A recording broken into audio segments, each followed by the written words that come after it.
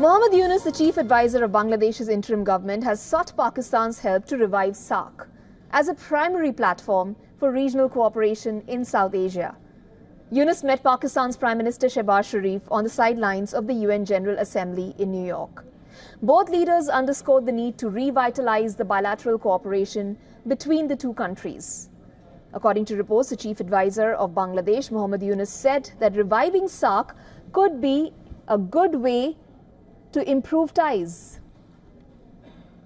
Promising his support, Sharif reportedly suggested Bangladesh and Pakistan revive the regional platform and open a new page in their relations to enhance cooperation. Sharif also expressed his government's interest in investing in Bangladesh's textile and leather sectors.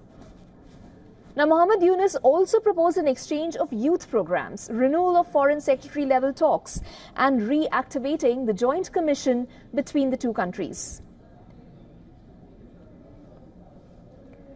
Established in 1985, the South Asian bloc comprises 8 member nations, which included India, Bangladesh, Bhutan, Pakistan, Sri Lanka, Afghanistan, the Maldives, and Nepal. Since its inception, it has held 18 summits, with an aim to promote economic development and regional integration. This November will mark a decade since the last SAARC summit was held in November of 2014 in Kathmandu. In 2016, the 19th summit hosted by Pakistan was cancelled following the Uri attacks in India. India announced boycott of the summit, alleging Pakistan's hand in the attacks. This has prompted other nations, including Bangladesh, to also pull out of the summit.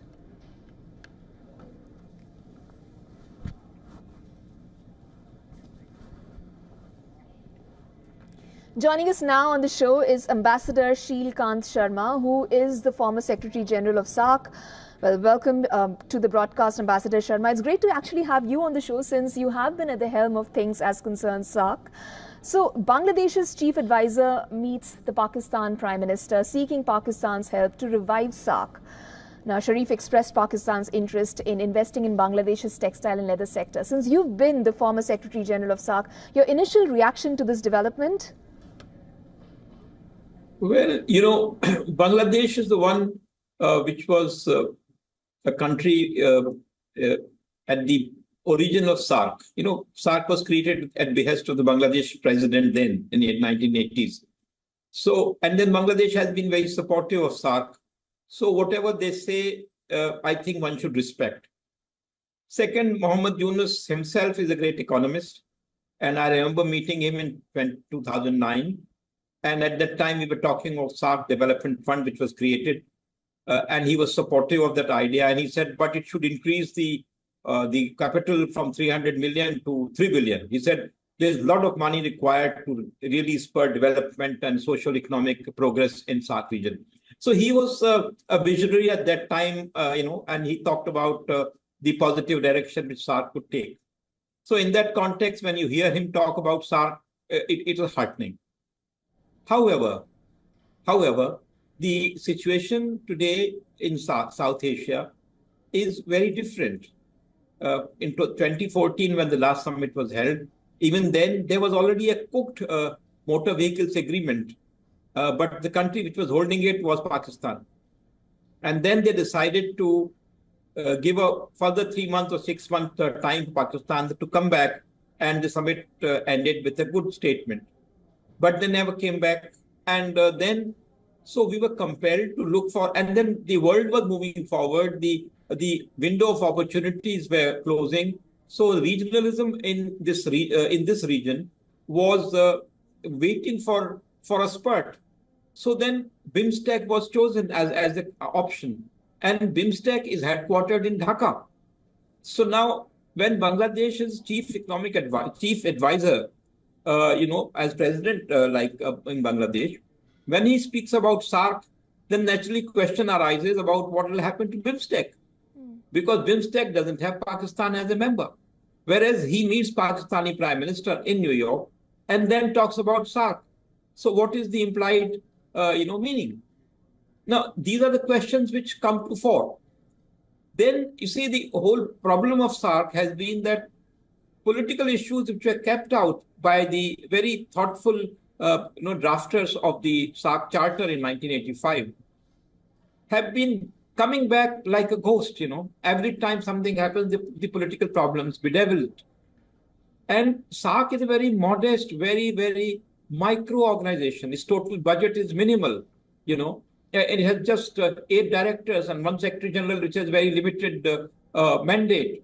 So with this kind of a very small organization, you should not burden it with political problems. However, every time SAARC is taken up, they demand political solutions. It cannot give you a solution when it is not created to give you solutions like that. It is created to give you socio-economic progress, which is a very good vision, and that should continue. The whole purpose is that once socio-economic progress takes place, it will automatically create a certain climate for further cohesion. So this cohesion and mutual interdependence and aiming for the well-being and development of the people, this entire people of South Asia, is a very worthy goal. And I am strongly for it. So anyone who speaks for it, I have to support it. However, in the 9th summit, they created an eminent persons group. That was 1998, 99. At that time, the total population of South Asia was 1.3 billion. Today, India alone is more than 1.4 billion. So demographic explosion has taken place. And how are they coping with this demography in South Asia? Right. In one country, they are coping it with espousing terrorism and being an epicenter of terrorism and giving us all kinds of, whitewashed lies. Another country where minorities are now being, frightened, and we have voiced legitimate concern about it. Then you have a big dragon breathing down the neck in 24, who has very different ambitions. So the dragon wants to take over South Asia under its wings. Right. And so, this is the kind of a present political climate in which, when you talk about South Asia, right, first talk about BIMSTEC, which is already created, which has already made progress, and which is housed in Dhaka. Right. So we must know first, what do you think about BIMSTEC? Then we'll see. Otherwise, this is like there's a saying that you leave with the bird in the hand and go for the bird in the bush. Sure. This is not the way. Ambassador Sharma, I could also ask you about the Nobel laureate, comparing it to the European Union. But let me first ask you about the Indian contest. Now, in March of 2024, India's External Affairs Minister highlighted that SAARC's survival was at risk due to Islamabad's ongoing support for cross-border terrorism. Of course, to reiterate that India had boycotted SAARC following Uri attacks. And Bangladesh, in fact, was one of the countries to boycott it too. So how do you view Mohammad Yunus approaching Pakistan in the Indian context here? How does it bode for the India-Bangladesh relations here? Well, relationship between India and Bangladesh is, it is anchored on very substantial socio-economic factors, and the progress which has been made over the last 2 decades has been very substantial. So these relationships have certain objective basis, and that they would continue. These objective realities cannot be, changed. But as democracies, we have countries in South Asia which have a different way of governing. So they are now passing through a phase in which they might have different dispensation, which will be in the governance in Dhaka. Now that dispensation, at the moment, going by the news reports and otherwise, seems to have a different view of Pakistan from what it was, say, a year ago, or at the time when the 2016 summit was being held and Bangladesh agreed not to join that summit. So if there's a change in the dispensation and the attitude, then what is it that is causing that change? Has Pakistan modified its approach? Has Pakistan given up on terrorism? The infiltration in Kashmir continues, and we have to constantly be on our watch because they have not given up on anything. Right. So, and then the thing is that in SAARC in the past also, 1999, 2000, also there was a problem, 2001, 2002. That was a phase in which after the Indian nuclear test, Pakistani's copycat tests, there was this whole thing that Pakistan would not have a summit. So then they agreed that, okay, if Pakistan cannot hold it, then let's hold it in Sri Lanka, let's hold it in Nepal. If you wanted to put forward SAARC, then give solutions that, and the country which has a problem can hold on for a while till its bilateral relations improve. So Pakistan in 2016 should have stepped back and said, okay, let another country continue with SAARC. We will come back. And when India and Pakistan's relations would have improved, the summit could have taken place, as it was done in 2004, when India agreed to let Pakistan host the summit. And Pakistan gave a commitment that it will not allow terrorism from its soil. So that was a deal in 2004 under which the summit was agreed in Pakistan.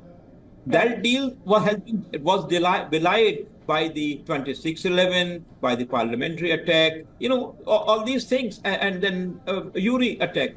So in 2016, naturally, we didn't agree to have a summit in Pakistan, because you cannot have, epicenter of terrorism flourishing there. And then you have this event of SAARC summit where you try and talk big. So that was no. Today, has situation changed? This is a problem. It's a pity that someone whom we respect a lot, Mohammad Yunus, in his personal capacity, as well as a country whom we attach a lot of importance, Bangladesh, and particularly for SAARC. So it is coming from them. So we have to take it with some degree of satisfaction, and also we can think about it, what to do. I am an old SAARCist. I still feel that these problems will continue to bedevil us, but we should have a long-term vision where this entire population of this region, which has suffered, unnecessarily, and which is bound together by geography and geographical contiguity, and today's challenges like climate change. When extreme events take place in climate because of climate change, they don't respect boundaries. So Bangladesh and India and Pakistan and Nepal, they are all affected. So this is incumbent on them to think about cooperation to deal with the challenges. The economic crisis which is there in the world, the food crisis, for all of them, if they work together, it is good. But Pakistan, in that, has its own attitude, its own lonely furrow. And then it wants to join SAARC. So what's the purpose? It wants to hold the summit and increase its profile, and then continue with the epicenter of terrorism.